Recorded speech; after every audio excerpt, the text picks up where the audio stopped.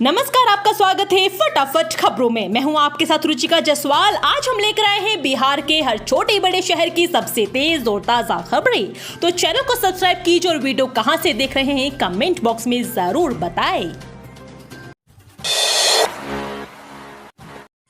गिरिराज सिंह पर हमले को लेकर बिहार में आपने दिया रिएक्शन। नेता बोले, सच्चाई यह है कि सांसद से केंद्रीय मंत्री गिरिराज सिंह का निराधार आरोप है कि आपके नेता मोहम्मद शहजाद दुजमा उर्फ सैफी ने उन पर हमला का प्रयास व मुक्का मारा है। उक्त बातें आम आदमी पार्टी के जोनल प्रभारी गणेश दत्त ने प्रेस बयान जारी कर कही। उन्होंने कहा कि सांसद धार्मिक उन्माद फैलाने का प्रयास कर रहे हैं, जबकि सच्चाई यह है कि बलिया बेगूसराय में सांसद सह केंद्रीय मंत्री गिरिराज सिंह के जनता दरबार में आप नेता मोहम्मद सैफी 15 सूत्री मांग पत्र से संबंधित आवेदन देने गए थे। शुरू हो रहा है वंदे भारत स्लीपर ट्रेन का परिचालन। जाने यात्रियों को क्या क्या मिलेगी सुविधाएं। भारतीय रेल द्वारा बहुत जल्द वंदे भारत स्लीपर ट्रेनों का संचालन शुरू करी है। वंदे भारत ट्रेन की तरह वंदे भारत स्लीपर ट्रेनों का निर्माण भी स्वदेशी तकनीक से किया जा रहा है। वंदे भारत स्लीपर ट्रेन में पैसेंजर सेफ्टी के साथ साथ लोको पायलट और अटेंडेंट्स की सुविधाओं का भी पूरा ध्यान रखा गया है। लोको कैब को बेहतर बनाया गया है। साथ ही यह ट्रेन टक्कर रोधी कवच प्रणाली से लैस है। यह ट्रेन को 60 किलोमीटर प्रति घंटे की रफ्तार से दौड़ेगी। इस वजह से यह ट्रेन लंबी दूरी तय करने वाले सबसे बेहतरीन ट्रेन साबित होगी। डीजीपी आलोक राज बोले, बेहतर पुलिसिंग और अपराध नियंत्रण पर बनाएंगे कार्य योजना, करेंगे समीक्षा। बिहार पुलिस के प्रमुख डीजीपी आलोक मुजफ्फरपुर पहुंचे। इस दौरान उन्होंने कहा कि पुलिस फोर्स का मनोबल ऊंचा करना, अपराध पर नियंत्रण करना और उत्साह बढ़ाना हमारी फोर्स की प्राथमिकता में है। इस दिशा में हम लगातार बेहतर कार्य करेंगे और अपराध पर अंकुश कैसे लगे, इसको लेकर संबंधित पुलिस अधिकारी को निर्देश दिए जाएंगे।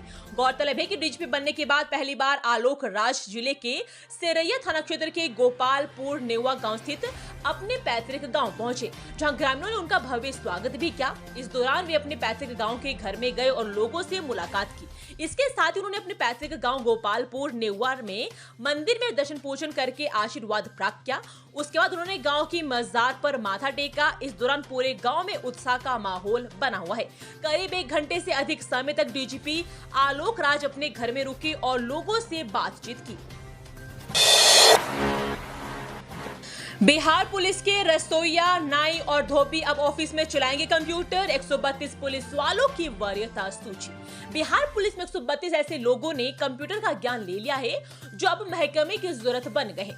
कुक, रसोइया, जलवाहक, धोबी, नाई, झाड़ूकश, स्वीपर, दफ्तरी आदि पदों के 132 पुलिस कर्मियों ने कंप्यूटर कोर्स कर लिया है। ऐसे 132 पुलिस कर्मियों की मुख्यालय ने वरीयता सूची जारी की है।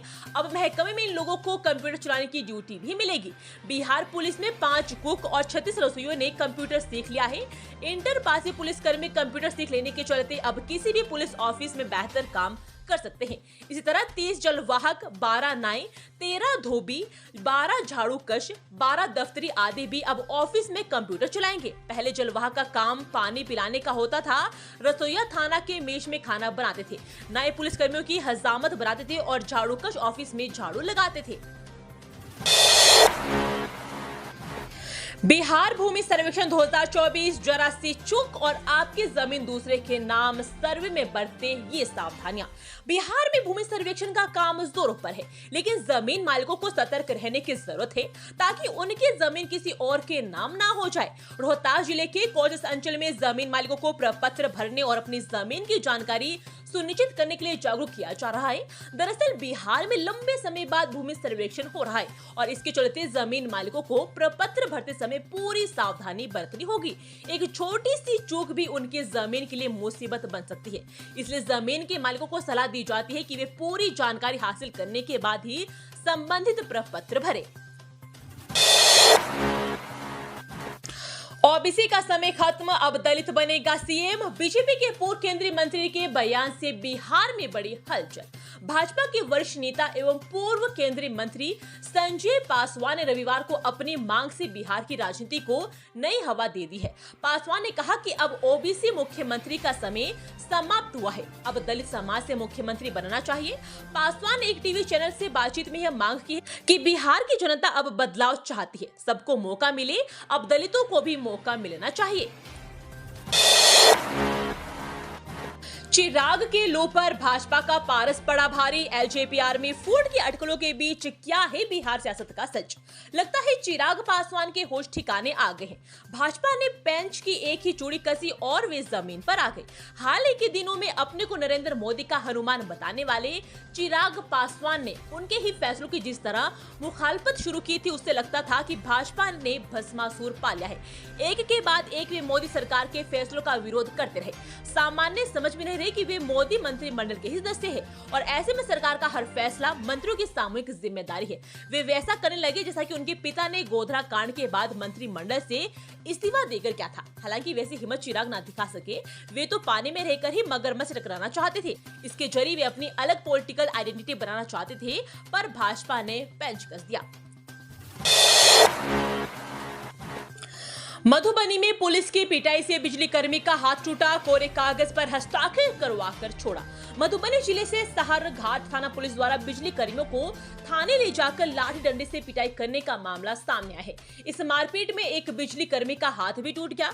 वहीं इस पूरी घटना को लेकर बिजली कर्मियों ने कार्यपालक विद्युत अभियंता मधुबनी, पुलिस अधीक्षक और डीए मधुबनी सहित कई वरीय अधिकारियों को आवेदन देकर सहर घाट पुलिस पर कार्रवाई की मांग की है। आवेदन में पीड़ित बिजली कर्मियों ने बताया कि वे लोग वरीय पदाधिकारी के दिशा निर्देश पर पिहवाड़ा पंचायत के सबरोली गांव में प्रीपेड बिजली मीटर लगा रहे थे। उसके बाद कनीय विद्युत अभियंता मधुआपुर को फोन पर सूचना मिली कि कुछ लोगों द्वारा मीटर लगाने में बाधा डाली जा रही है। उसके बाद बिजली सहायक विद्युत अभियंता द्वारा फोन कर सूचना दी गई।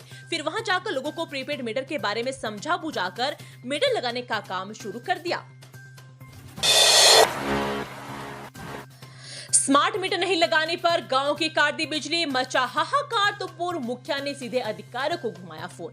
नगर पंचायत के पहाड़िया गांव में बिजली विभाग के द्वारा स्मार्ट मीटर नहीं लगाने से आक्रोश होकर गांव की बिजली व्यवस्था बंद कर दी गई।